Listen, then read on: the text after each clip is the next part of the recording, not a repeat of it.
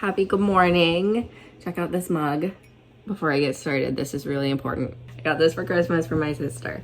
So I thought this morning I would tell you guys my birth story.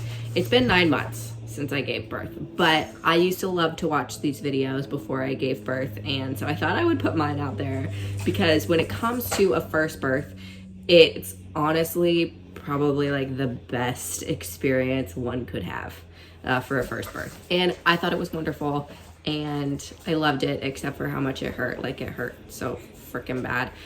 But other than that, I really loved my birth experience. So I wanted to talk about it. Just real quick, I am switching my content.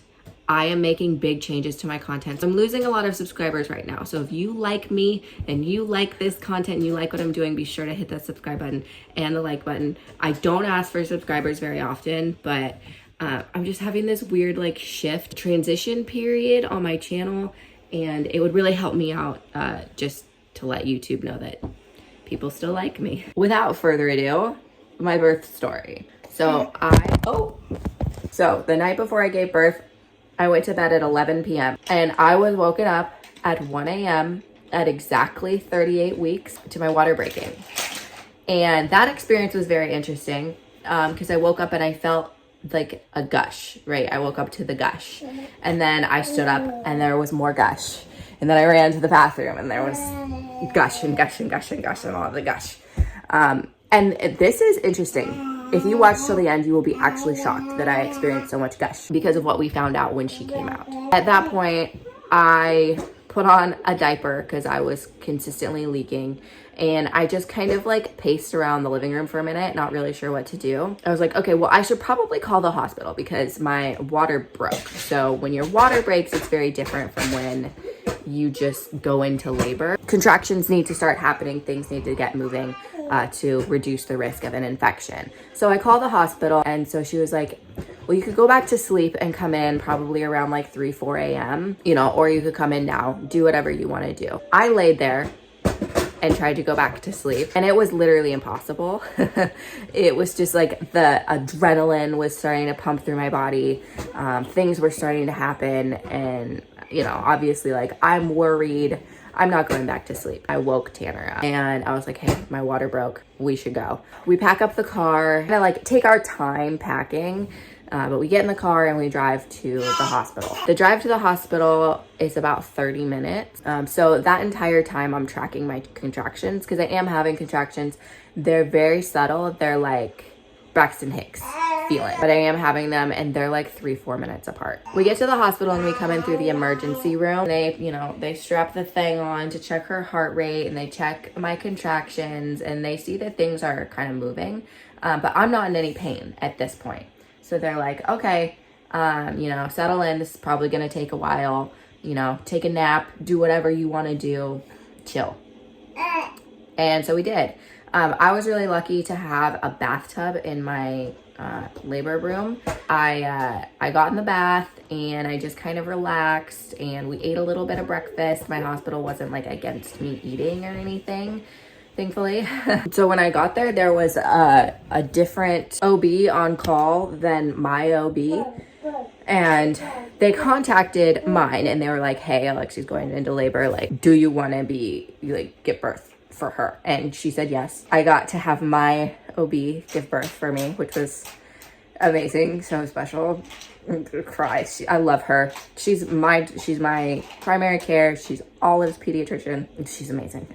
We love her so much. So she comes in around 8 a.m. and this is the first cervical check that I have. At 8 a.m. I was dilated to a 2, and so all of us are like, okay, this is gonna be a while. We're here for the long haul. This is gonna take a minute. So she's like, yeah, just do whatever you need to do at this point for pain management, because I did it unmedicated, so I did do gas and air eventually, not yet. At this point, the pain was kind of starting to ramp up, and they gave these heat pads that Tanner could put at the base of my back because I was having a lot of pain in my back. Pain in the beginning was really weird. I think it's because she was she was stationed in kind of a bad spot. So I had to do a lot of moving around, a lot of sitting on the ball. And because I was having pain in between contractions. Eventually that stopped. She must have moved and gotten into a better spot. But yeah, at first the pain was really bad. So then I got in the shower and Tanner held the like shower head to my back. And we just kind of tried to like manage that pain. And slowly over the next 2 hours, the pain just started to get really bad. I'm rolling around in the bed. I'm like, I don't know what I'm gonna do. Like, I don't know. It hurts so bad. I like thought I was gonna throw up. I was like taking the gas and air, moving around on the bed, all kinds of different positions.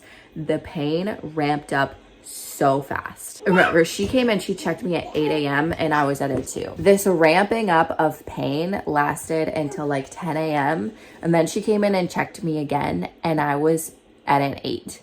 So in 2 hours, I went from a 2 to an 8. It was so painful. So then I kind of just continued like the rolling around in the bed, the gas and air, the like really trying to just kind of manage this pain as much as possible without any sort of pain medication. And there were moments where I was like, I cannot do this. I literally cannot do this. Somebody just take this baby out of me.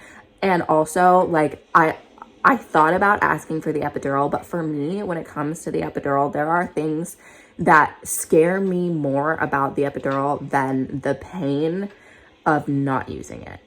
I have health anxiety. You all know this probably if you watch this. So any kind of side effects from the epidural scare me more than not using it. So I was very much against it. So I roll around in pain for like 1 more hour.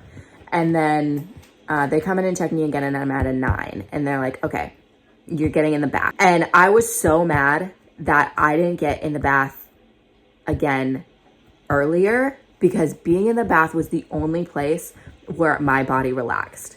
So I was just laying there like hanging on to the edge of the bath, and then a contraction would come and I would scream. Like I've never screamed so hard before in my life. And this is one thing that like I really regret not doing more like hypnobirthing, like more preparation for this exact thing, because I screamed like I was gonna die. And if I would have done some sort of hypnobirthing, I probably wouldn't have screamed like that. So if you're planning on doing an unmedicated birth, like please prepare. I didn't prepare at all. I was like, I'm just gonna fucking wing it. And that was a dumb decision. That was dumb. I should not have done that. So I'm in the bath, contractions are hitting, I'm screaming. It's going wild. I will never forget the look on Tanner's face as he's sitting there on the edge of the bed. He is just terrified, looks completely helpless. Like he's just looking at me like he doesn't know like what to do. He obviously wants to help me, but there's nothing he can do for me. So then I start to feel like I need to poop, and not only poop, but push. I tell them that I feel like I need to push, and they're like, you can't push yet. You're not fully, or I was fully dilated, but I wasn't fully effaced. So I couldn't push yet. So I had the sweetest nurse. She's like sitting there like, don't push right now, which is like, you're not supposed to tell people not to push, I guess, but I wasn't ready to push. Like I was gonna tear if I pushed. And I was like, I'm gonna push. And I was also in the bath. So she was like, we are not certified to do a water birth. You have to get out of the bathtub. And so I was finally like, okay, I'll get out of the bath. And the rest is like the biggest blur. I got out of the bath, I get on the bed, and all of a sudden, everything's happening, everybody's setting up, and I'm like, oh my God, it's happening. She's coming out. Then the pushing starts. And I don't know how long I pushed for. It might have been like an hour, maybe. I had no sense of time, no sense of anything that was happening. But something that was really fascinating that happened is that like your body's reflex to push, it's like the ejection reflex or something. I felt that. And so when it came to pushing, I literally was not pushing. My body was doing it for me. It like pulled me into it. You know, it was like this really interesting, like, kind of a feeling, like the jaws of an alligator took my body like that. Like, that's the best explanation that I have for it. It was just happening. It was extremely painful, so hard. I would say that it didn't hurt as bad as like the contractions leading up to it, because like there was so much adrenaline, so much stuff happening in the moment. Like it felt impossible, but doing it was just like amazing, you know. And then she was out, and the first thing I said was, oh my God, she's out. I'm so happy she's out. And they dropped her on my chest immediately, and she peed on me. And then later we found out that she was born in the caul, is what they call it. So she was born with her sac, like the amniotic sac. I can't like remember the proper terms for this, but like she was born with that all around her, which was weird to everyone because my water was leaking the whole time. So my water hadn't entirely broken, I guess, is what we figured out.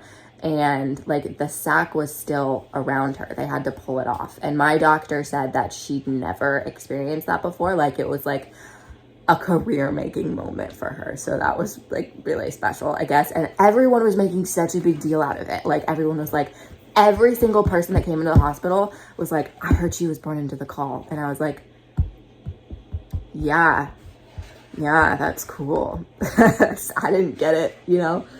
I still don't really get it. I don't know how rare that is. I looked it up after, but I don't know. So yeah, one thing that was really surprising for me was like after I pushed her out, I looked around and there were so many people in the room. There were people standing there watching me give birth, like looking at just like my open body, that I didn't know them. I'd never seen them before, and I never saw them again. I lay there with her on my chest and they do the stitches, which is just like, you know, I just gave birth. So like, it wasn't that bad, but it was also like, can we be done? Can we be done here? I did tear. I had like some like deep interior tears, and then like just a couple little ones on the outside, and that like deep interior tear, that makes sense because I was pushing when I wasn't supposed to. Sorry, I couldn't help it. It was just happening. We all relaxed. I hung out. I held her. I ate a turkey sandwich.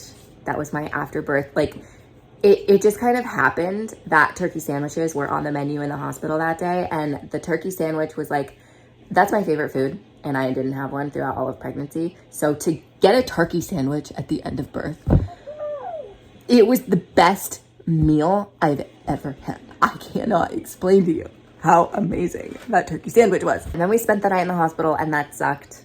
I got like 2 hours of sleep. And then we spent the whole rest of the day because we had to wait for my doctor to come and check us out. So we didn't leave until like 4 o'clock the next day. And then we got home, and this is the beginning of the story. But yeah, there it is. That's my birth story. That's how it went. And it was really beautiful. It was, you know, everything that I could have hoped that it would be for my first birth, my only birth. I won't be giving birth again. I'm not doing that again. I feel really blessed. I feel really lucky to have had such a simple, straightforward birth. They did say to me, they were like, we've had a lot of kind of like emergencies during birth the past few weeks, and like birth has been really tough in the hospital lately. And they were all like, it was really nice to have just like a straightforward, really easy birth. And they were all like, thank you. Thank you for being easy. And I was like, oh, okay, well, you're welcome. Yeah, that's it. Let me know if you have any questions. If you have any other questions about like mom life or birth or pregnancy or any of those things, I really want to be super open and honest about all of the experience, and of course the negatives as well as the positives, because giving birth, being pregnant, having a baby is hard, and it's important that we be honest about how hard that is. Thank you guys for watching. I love you so much, and I'll see you next time.